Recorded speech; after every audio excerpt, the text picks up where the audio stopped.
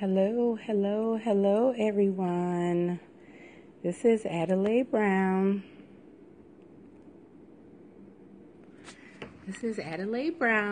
Your heart coach with Be Blessed Daily. And hello, thank you all so much for joining in. And today is day 3 of our Anchored in the Process our Anchored in the Process series. And I thank you all so much for coming in. Thank you so much. And for the last 2 days, I've been reading excerpts from my new book, Anchored, Be Blessed Daily, Volume 1. And I've been going over some steps in the process. And going through life, and when we learn and grow, there is always a process. A lot of times, living in the society we live in now, it's a microwave society. So we want to get things fast. And a lot of times we get things fast, but they're not the quality that we would like, nor the quantity that we would like. So I like to think about life in terms of trusting the process. And for the past 2 days, today is day 3, I've been talking about steps in the process. Hello, Lash Cat. Thank you so much for joining in to our Heart Scope today. So today is day 3. And day 3 and step 3 in the process is acceptance. Day 1, number 1 in the process is connection. We have to be connected. No matter what you're going to do in life, you have to be connected to your source, to your creator, whoever. Thank you, dear. Who I believe in Jesus Christ. That's my savior. I believe in God. I believe that there's a greater creator. And because of that, I'm still here. I know that had I not known that that was true, I would have been dead a long time ago, be it suicide or homicide. Whatever it is, I know I would have been gone by now. And hello, Miss J. Thanks for coming in. And because of that, I understand the importance of having a connection. It's like trying to build a house without a foundation. It won't stand. So before you try to build your life, build your success, build your relationships, try to get, letters and numbers behind your name, make sure that you're connected. Don't go out there trying to do things on your own when you have a creator who created you for a purpose. So seek your creator. So that's step 1. Step 2 is awareness.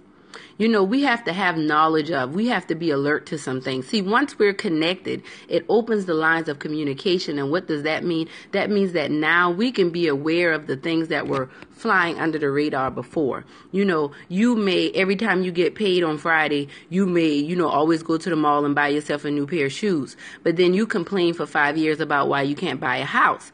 Well, once you become aware that behavior could possibly be something that, is hindering you from being able to get your home, now you can start to work towards fixing that or remedying that. And that's how we end up at day 3. Thank you so much for inviting your followers. Thank you. So day 3, we're talking about acceptance. So you're connected. Now you've become aware of some things you do. You may be in a relationship with someone and you consider it encouragement, but you're always suggesting things that they can do, ways they can be better at something. And when they hear it, they're hearing criticism. They are not hearing encouragement.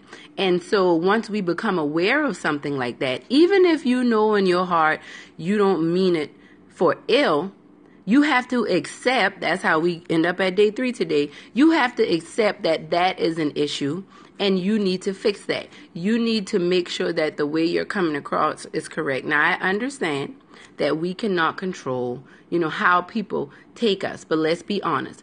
There are people in our lives, especially those that are close to us, that we can see their faults. We can see all of the things that they need to do wrong. And if they would just listen to us, life would be so much better. But when we take a step back and actually accept the fact that, I have a problem too. Maybe, I don't know, maybe I do, contribute to this issue. I would like to blame this all on you, but if I really want to fix this problem, if I really want my life to be better, I'm going to have to accept my mess. And that's what the title is alluding to. I have to accept my mess. I was talking to you guys on yesterday about my own personal situation in my marriage. I am encouraging, I'm a motivator, I'm inspirational, and I do that naturally. That's not something that I have to drum up. That's not something that I have to get from others. It just comes out of me. But in doing that, when I'm close to people and I'm doing that, they're not always getting inspiration, encouragement, enlightenment. They're getting judgment, criticism, and things like that. So I have to be careful. And, one time my husband, brought that to my attention.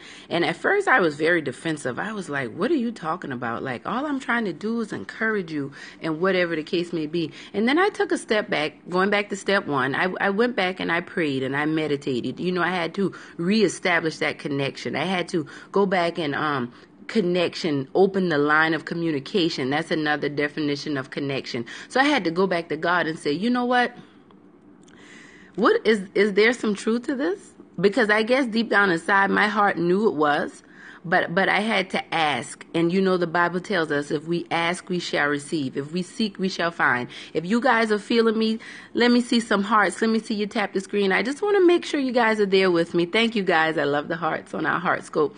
But so when I went back to that connection, God brought some things to my memory. He made me aware of some things that, because I did it and I wasn't thinking much about it, He made me aware of some things that I did. And like I said, I didn't think much about it. But after I look back at it, I could see how that would be considered criticism. Instead of, like, if I ask Him to do something and He does it, just to give you guys an example, but He doesn't do it the way I think He should do it, I would like to, gently encourage Him to do it a certain way. But what I've come to realize is it doesn't matter how it's done as long as it gets done. If you ask someone to do something, you can't also tell them how to do it. If you give someone a gift, you can't also tell them when and how to use that gift. So always accept your place in it. So I had to take a step back. That's true. Yes, exactly. So I had to take a step back and say, you know what? I'm going to accept this. I'm not going to reject it, because, see, let me just be a little vulnerable here with you guys. I have been very sensitive, very insecure, so that would make you very sensitive. People who are not open to criticism, constructive criticism, or just open to any form of rejection, it's because in some way, shape, or form, they are really deeply insecure about some things in their lives. So they're very fragile and they shatter easily, when people say things to them that aren't encouraging, that aren't, motivating or enlightening them. And even then, sometimes they can't take it. So, for me to take a step back and say, well, I'm just trying to be positive and I'm just trying to encourage you, and, you just criticizing me. Once I accepted my place in it, once I realized that it really wasn't all about me, I could say, you know what? Yeah, you just didn't do it my way. So I found a problem with that, because I needed you to get on board with me. I needed you to agree with me, and sometimes I've gone through that even, in situations with my children.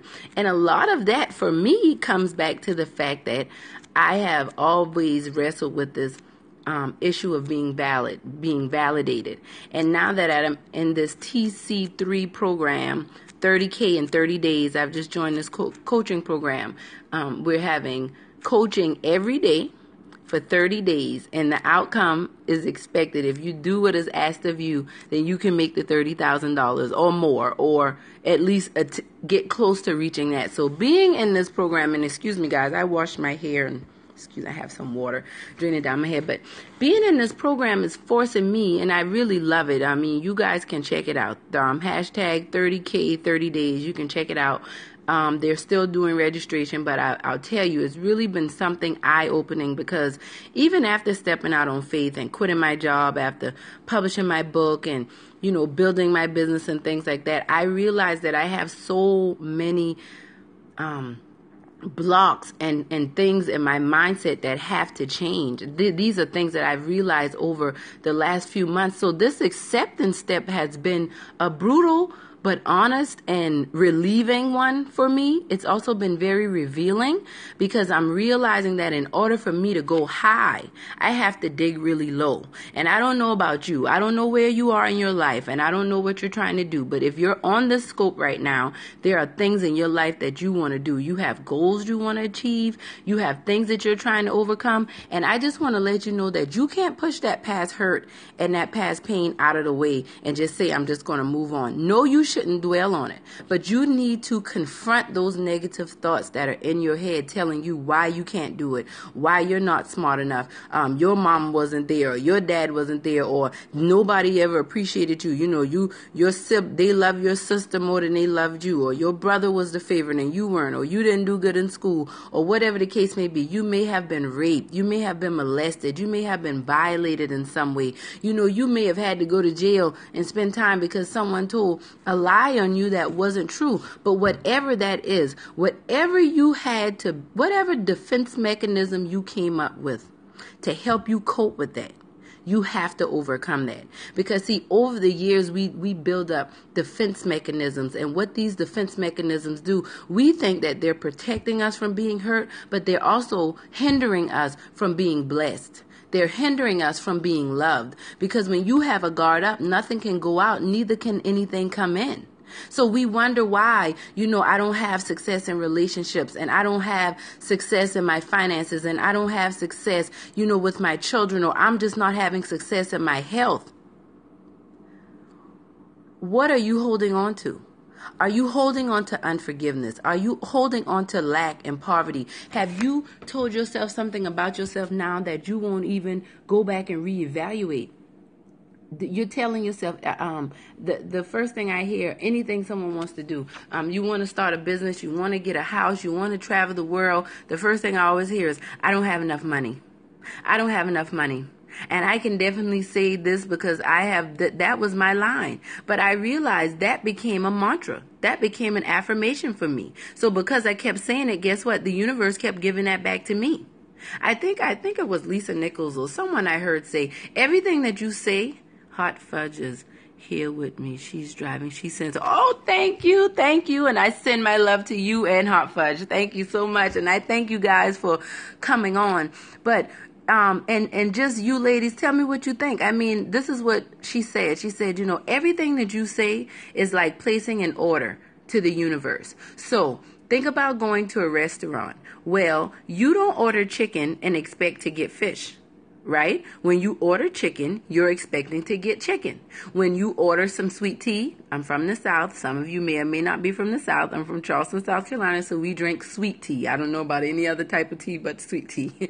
But anyways, if I order sweet tea and the waitress brings me, water or lemonade or Sprite, I don't drink soda like that. So if she brings me Sprite, I'm like, what are you doing? That's not the order I place.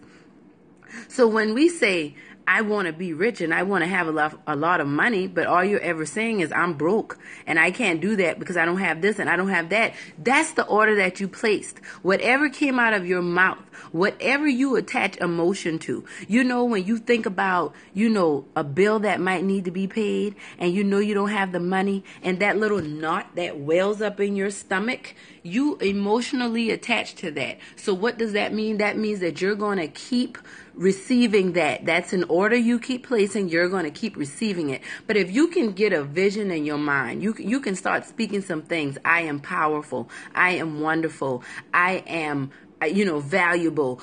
I am successful. I am healthy. I am wealthy. Money comes easily to me at all times. I am enough. Yes, I get paid to be myself. Why not say things like that when you get the past due bill balance? When you get the cutoff notice, why not saying I'm blessed and highly favored? Why not look at it and say paid in full and start to imagine how it's going to feel when you go online and pay that bill and it says a zero balance, or when you walk into that office and you pay it and it has a zero balance. That's what you want to attach to. That feels good. But see, the world that we live in, it says, I'll believe it when I see it.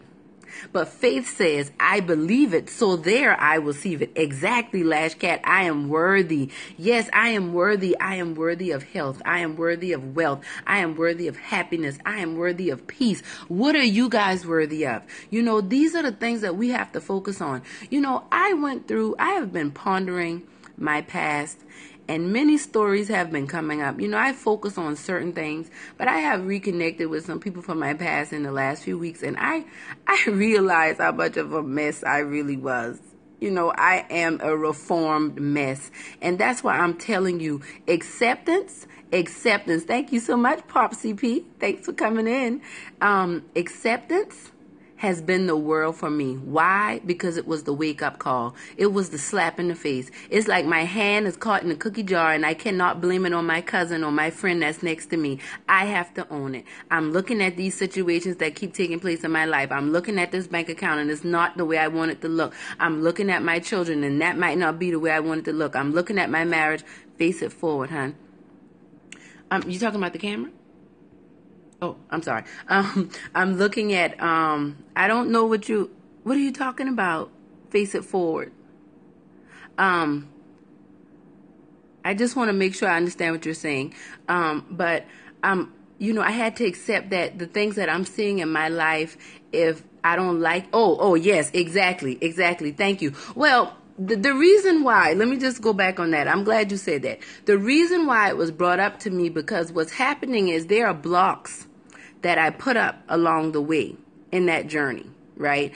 On this journey to be where I am, there were certain little roadblocks, and I don't necessarily consider them blocks. I like to think about them as a snag, because you can move on. You can be way ahead, but something attached to you can be caught up in the snag. And I like to think about, my friend just got married, and she had a beautiful gown, and it had a beautiful train behind it. And God gave me this vision of, you need to heal your past, because if she was walking down that aisle and there were sharp things that could cause problems, things that could attach to her along the way, she would never have been able to get to the front, to get to her groom, to do what she came there to do, because her dress was going to get her caught up along the way. So I like to tell people, no, I don't want you to dwell on your past, and I don't want you to just focus on your past, but I like to be honest about the fact that experience isn't always the best teacher. And some of the things you learned in your past that you use now and you live by, those things aren't helping us. For example, if you've had bad relationships with men in the past, then experience may have taught you that all men are dogs or men are no good. So then because of that, even though you have an innate desire to be with someone, guess what? Subconsciously, there's a snag way back when you were 19, 20 years old. You might be 40. Yes, minor bumps in the road. But see, some people really aren't strong enough to get over those. Some people don't have enough fuel or force to get over those or to kind of polish down those snags. And some people don't realize what they are. A lot of us, we value our independence and don't realize that sometimes the independence can be a hindrance to us. Some of us are too independent for our own good. See, that's where acceptance comes in. That's why I had to come and accept that. I was so independent that I was willing to let any and everything go in my life because nothing was going to stop me from being me. And what I realized was I wasn't even being me. I was being this me that I had created along the years that I thought, I thought I had to be, doing things that I thought I had to do to protect myself because, I got to do this because nobody else is going to do this for me. So I built up this defense and, I'm still nice. I'm still encouraging people. I'm still going to church. I'm going to Bible study, teaching Sunday school, and I'm doing all of that. But I'm still not so willing to let you get so close to me. But it's a undercover thing. It's nothing you would know on the surface. There you go. Strong with a chip. I love it. Exactly. I'm just being honest. Remember, this is a heart check. And exactly, I love it. Strong with a chip. I love it. And if you ladies are feeling me, give me some hearts. Give me some heart love. This is Heart Talk on our Heart Scope. And I thank you so much for the hearts. And so, we're talking about acceptance, just getting back to what I was talking about with that. So when we talk about, the past is the past and leave it there. That is true. But there are some of us, like I know, being an African American woman, I know many black people who feel inferior just because they're black. They say things, well, I'm black, so good things can't happen for me. I mean, that's their own feeling. Now, don't get me wrong. I know everyone doesn't feel like that because I don't. But a lot of people feel that way, and many aren't brave enough to admit it. And I really believe that my gift in life is to stir up and to provoke some thought. Because many people on the surface will say, oh, I don't have a problem with that. I am fine. I am good. But if they really go and sit back and ponder it, no, they have a big issue with it. But they've covered it up for so many years. They've made themselves believe something that wasn't true. They believe a lie. They have come to believe a lie over these years, and it wasn't even intentional. Yes, they have believed the lie exactly. And it's not The truth. You know, you were fearfully and wonderfully made. Anytime you think that I can't do it, I can do all things through Christ who strengthens me. Exactly. It's a lie, lie, lie. So that is what I had to realize. Like I realized over the years, because I'm looking through the frame, I couldn't see what people were seeing in the frame. So I grew to admire others, even envy some, even idolize some. What I've grown to learn now is what I was loving and admiring and idolizing in them was because it reminded me of something about myself. But I never took the time to really look closely at myself because I didn't value myself. You know, and so when I did look at myself, all I did was look with judgment and criticism instead of looking with compassion and looking to observe. And then going back to step one, going back to my connection with God and saying, okay, Lord, can you show me how you see me? See, that's when I came to accept those things. See, I thought I was strong and I thought I was over my past and I thought I had gotten over those things. And I just couldn't understand why I couldn't get a certain place in my professional life. I couldn't get a certain place in certain areas of my personal life. But it all had to do with not overcoming those lies that I told myself from the past. So I encourage you ladies, accept where you are in life. I'm not saying accept it and stay there, but I'm saying accept it so that you know where you're going from, where you're going to go from this place. Think about trying to get directions if you're lost. When you tap into the GPS, when you're putting the direction that you want to go, they always want to know your location. Okay? When you can accept where you are in life, that's when you can establish a location. How can I tell you where to go if I don't know where you are? Has anyone ever called you for directions? And what's the first thing you'll say? Well, tell me where you are now. Because depending on where they are, that's how you're going to instruct them where they can go. So acceptance allows you to say, look, this is where I am. Now, God, going back to step one, where would you like for me to go? Exactly. So that's what I'm talking about when I talk about acceptance. And I'm reading excerpts from Anchored. I'm getting ready to read day 125. And Anchored, my book Anchored, is definitely a testament to a dream coming true. If you didn't believe in yourself, if you thought you had been too messed up, too bad, too banged up, you have just done too much wrong, that just can't happen to you, look at this chick here, Addie, this chick right here that you're looking at, and remember that you can do it. I'm promising you that you can do it. You know, because when I started putting this book together, it started off as a single text message that I sent to encourage a friend.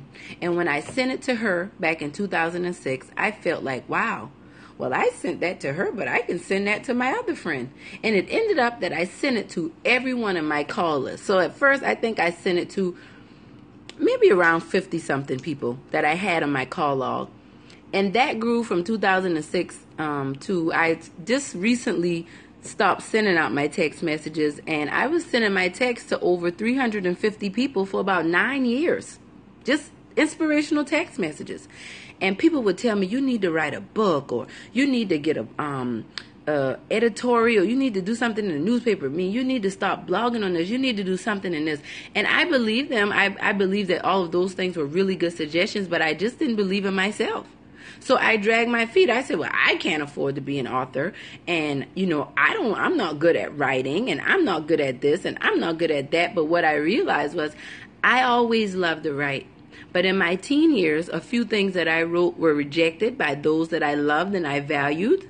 And so I, in turn, rejected myself. I rejected my gift, and I'm not blaming them. I'm saying I made a conscious decision to shut out something that gives me life because I valued other people's opinion more than I valued my own about myself. And see, when I say that, I have a lot of women say, well, I don't have that problem. Well, that might be your problem, but I don't have that problem. But then I can look at their life and look at their relationships and tell, no, you have that problem, but you're in denial. And until you can acknowledge that, guess what? Until you become aware of that, guess what? Until you're connected, you're going to stay in bondage. You're going to keep putting perfume on funk. You know, you're going to keep wrapping up a pretty box with nothing in it. And I was tired of that. I was tired of presenting a smile with tears behind it. I was tired of, presenting I'm okay knowing I'm dying inside. So I had to commit to this book. That was the hardest thing I've ever had to do, because I had to commit to myself. Now, I could commit to my employers. I was always like the best employee. Any place I ever worked, I always, rose up through the ranks. Exactly. I always rose up through the ranks. I was good with certain people in my life. Not everyone, but certain people. I was good in school. I would do good in school, get really good grades in school. But when you talk about focusing on me, now I can do the work for other people, and I can do the work that other people give me. But when you tell me to take some time and zero in on myself, no, I want to tell you what's wrong with my mother, and I want to tell you what's wrong with my husband. I want to tell you what's wrong with my children. And I keep using them as examples because they're the people that are closest to me. I love being on Periscope and being able to connect with you all and talk with you all and get to know new people. I love the hearts. Thank you so much for the hearts. This is Heartscope. This is Heart Talk with Adelaide. I got a reality check about that last. Exactly.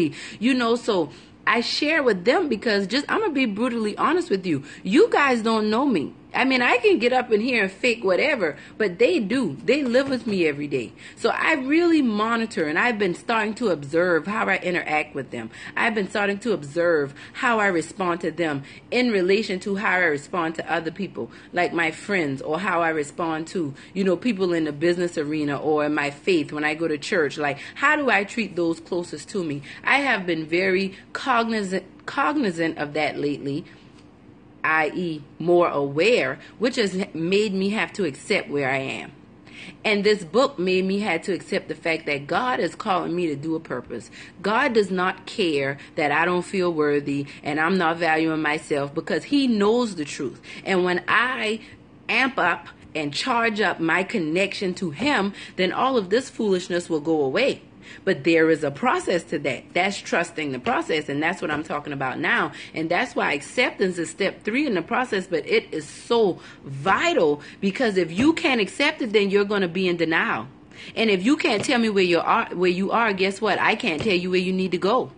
And that's God. If you're not willing to admit to God where you are, how can he help you?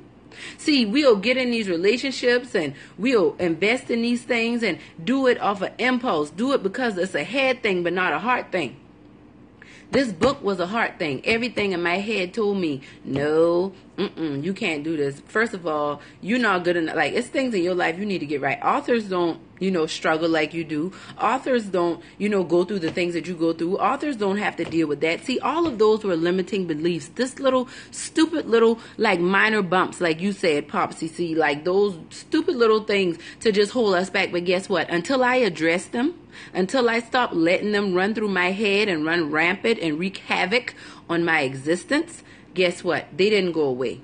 So I had to start writing them down. I had to make affirmations that counteracted those things. Like we were talking earlier, I am worthy, I am healthy. I had to write a book and read it myself, not just tell others to read it, of daily inspiration and motivation. Just be anchored daily in what I'm doing. And I want the same thing for you. So I'm going to go ahead and read you guys day 125 of Anchored. So I'm going to switch the camera around. So I'm going to read you guys day 125 of Anchored. And there are 367 days of motivation and inspiration. And just to be honest, the 367 actually came as a mistake at first, but there are no mistakes in God. So I say you have a whole entire year of inspiration plus that extra day to carry you over into the next day. So this is day 125, and I don't always read along with the day of the year, but I just decided to do it like this since I was going to be heart scoping about it. So it says, it's not all about you. Put purpose first, and God will put you first. When you close your hands, nothing can go out, nor can anything come in. Being a blessing is always in season. Be blessed. What do you guys think about that? What do you think about that in reference to what we're talking about with acceptance? It's not all about you. Put purpose first, and God will put you first. When you close your hands, nothing can go out, nor can anything come in. Being a blessing is always in season. What you guys think about that? Let me get some feedback from you guys. Let me see some hearts. Let me know what you think. Tell me what you think about the book. If you already have a copy of it, let me know what you think. But it's not about you. We were talking about acceptance, and that's pretty much what acceptance is. Understanding your place in it and understanding that it's not all about you. And when you understand that, you can move on and do the things that you need to do. Put purpose first. Is your purpose first in life? Or is the way others view you first? Is that your first priority? Is your priority the reason why God brought you to this planet? Or is your priority making your parents happy? Or pursuing a goal that other people told you that you would be good at, but do you feel like you would be good at it? What is your priority? Is your priority making sure that people think a certain thing about you? Is your priority making sure that you live in the best house or drive the best car, but not a priority of taking care of yourself? Is being connected, taking time to meditate and pray and affirm yourself, is that a priority? Is your purpose a priority? Because the Bible tells us that when we take on, Jesus tells us that, come to me, all of you who are weary and heavy laden, and I will give you rest. He said, take my yoke upon you, because my burden is light and my yoke is easy. So are you trying to carry your own burden? Mine used to be what people thought of me, but I've fallen back slowly with that. Exactly. And I encourage you, Miss J, and I thank you for being honest and transparent and sharing that. And I really encourage you to use affirmations to counteract those thoughts. If you get those thoughts 1,000,000 times a day, say your affirmation 1,010,000 times. Miss J, BMG, me too. Yes, and you know what, guys? We say that in our head all the time, especially when we get frustrated, but it's meaning it in our heart. And I just want to give you guys a little suggestion about what has helped me so much with worrying about what other people have to say. So this is what I do now. When I am in a situation where I'm really worried about what someone else has to say, I stop. And instead of judging myself and feeling bad about something I know I shouldn't be doing, you know what I do? I say, you know what? Why is this bothering me? Why do I care about what so-and-so has to say? Yes. And you ladies, don't forget to heart me up if you're liking what I'm talking about. But yes. Why is this bothering me? What about this person or this situation is making me have so much anxiety, or I'm having so much, reservation about moving forward in this situation? Why does what this person say bother me so much? And let me tell you guys, just to kind of let you know what I found. I found that's how you have slowly been falling back. That question. It's a process. Thank you. Exactly, ladies. See, you guys been following along. I know I'm dealing with intelligent ladies. I don't have to worry about that. But I also know that you guys are in tune and you're connected. So what I realized, thank you, ladies, for the hearts. What I realized is the reason why I cared so much about what they had to say is because deep down inside, now this is a heart check, Miss J. Deep down inside, I kind of believe what they were saying. Deep down inside, when they said those negative things to me, I associated with that because I believe that about myself. So what I had to remedy and what I had to do was get to a place where I say, you know what? I have to start telling exactly. I have to start telling myself something. And you know what I'm saying? I'm saying, okay, the reason why I don't want to say this to you is because I know you're going to criticize me. Why do I care if you criticize me? Okay. You have to live your life and I have to live my life, and you're going to make a certain set of decisions, and so do I. And at the end of the day, when I get to heaven and God, and it's time for me to make it, an account for everything I've done. Yes. An affirmation for what? Worrying about what other people have to say. Okay. Well, I say things like, I say I have nothing to prove. I have nothing to protect. I have nothing to hide. I have nothing to defend. I am prosperous. What was another one I used? I exist in complete abundance. I am more than enough. I am worthy. My opinion matters. I value my abilities. I believe I know that I am capable to succeed. Whatever it is that you can say to make you feel good, I hope that those help you. Everything in my life is working out for my good. All of those things are affirmations that you can say. If someone comes at you and tells you, that was horrible, that was awesome, you can say things like, I am connected to my creator. My purpose is purposeful. I am, I believe in myself. And then when you, and another thing too, no, hurting people hurt people. No one is going to hurt you unless they're hurting someplace in themselves. So I encourage you, don't internalize a lot of that stuff. We like to take it personal, especially as women. And like I said, that has been my biggest thing. I have been overcoming being judgmental and critical simply because that's how I am about myself. Yes. So, where I am right now is just like, you know what? Whatever. And you know what else, guys? I've been bracing myself and I'm just taking it. Because when people judge us and say mean things, it hurts. But it hurts even more when we suppress how we really feel just to value someone else's opinion even more than we value our own. For me, that hurts me. It hurts me to the core. It hurts my spirit that I don't believe enough in the spirit of God that is allowing me to breathe and live. But I would rather focus on what someone else has to say about me instead of listening to what God is saying about me. And that's why you got to read your word. Yes, I'm dimming my light. I'm not even letting it shine. And then I'm allowing the darkness to consume me. And I don't want you to do that. Remember that it's not all about you. When you remember that it's not all about you, even when your feelings are hurt, you can go forward because this is not about me. I'm going to focus on God's purpose for my life so that God can work things out in my life. Be selfish. Make it about you. But be selfish in a way where you're building yourself. Guess what? You can't give anything that you don't have. I'm sorry. It's the truth. I'm not sorry, but it's the truth. We want to give to people, and I don't want to hurt you, and I don't want to offend you because I don't want to be offended. But you know what? Guess what? If you're hurting, sometimes you have to let them go.